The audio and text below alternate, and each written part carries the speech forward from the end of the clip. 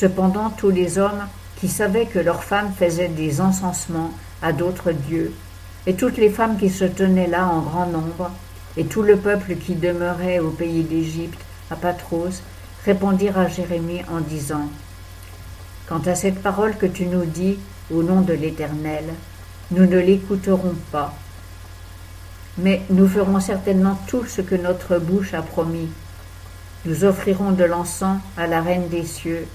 Nous lui ferons des libations comme nous faisions, nous et nos pères, nos rois et nos chefs, dans les villes de Juda et dans les rues de Jérusalem.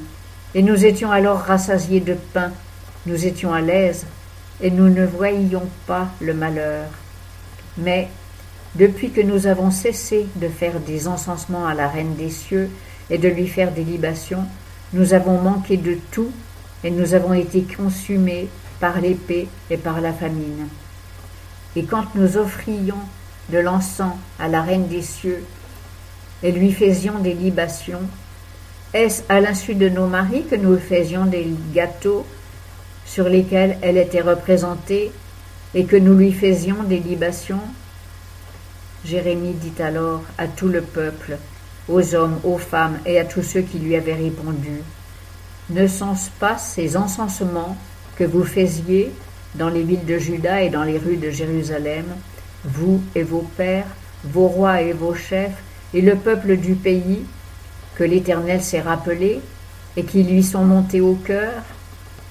Et l'Éternel n'a pu le supporter davantage, à cause de la malice de vos actions, à cause des abominations que vous avez commises, en sorte que votre pays a été réduit en désert, en désolation et en malédiction, sans que personne y habite, comme il l'est aujourd'hui.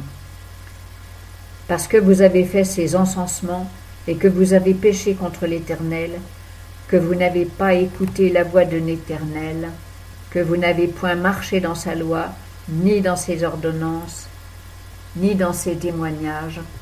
À cause de cela, ce malheur vous est arrivé, comme il se voit aujourd'hui. » Puis Jérémie dit à tout le peuple et à toutes les femmes, « Écoutez la parole de l'Éternel, vous tous de Juda, qui êtes au pays d'Égypte. Ainsi a dit l'Éternel des armées, le Dieu d'Israël, vous et vos femmes, vous avez parlé de vos bouches, et de vos mains vous exécutez. Vous dites, certainement nous accomplirons les vœux que nous avons faits, d'offrir des parfums à la Reine des cieux et de lui faire des libations. Vous confirmerez bien vos vœux et vous les exécuterez de point en point. C'est pourquoi, écoutez la parole de l'Éternel, vous tous, gens de Juda, qui demeurez au pays d'Égypte. Voici, je le jure par mon grand nom, a dit l'Éternel. Mon nom ne sera plus invoqué dans tout le pays d'Égypte par la bouche d'aucun homme de Juda qui dise « Le Seigneur, l'Éternel est vivant ». Voici, je veille sur eux pour faire du mal et non du bien, et tous les hommes de Juda qui sont au pays d'Égypte seront consumés par l'épée et par la famine, jusqu'à ce qu'il n'y en ait plus aucun. Et ceux qui auront échappé à l'épée retourneront du pays d'Égypte au pays de Juda en fort petit nombre, mais tout le reste de Juda, tous ceux qui sont venus dans le pays d'Égypte pour y demeurer, sauront quelle parole subsistera, la mienne ou la leur. Et ceci vous servira de signe, dit l'Éternel, que je vous punirai dans ce lieu, afin que vous sachiez que mes paroles s'accompliront infailliblement pour votre malheur.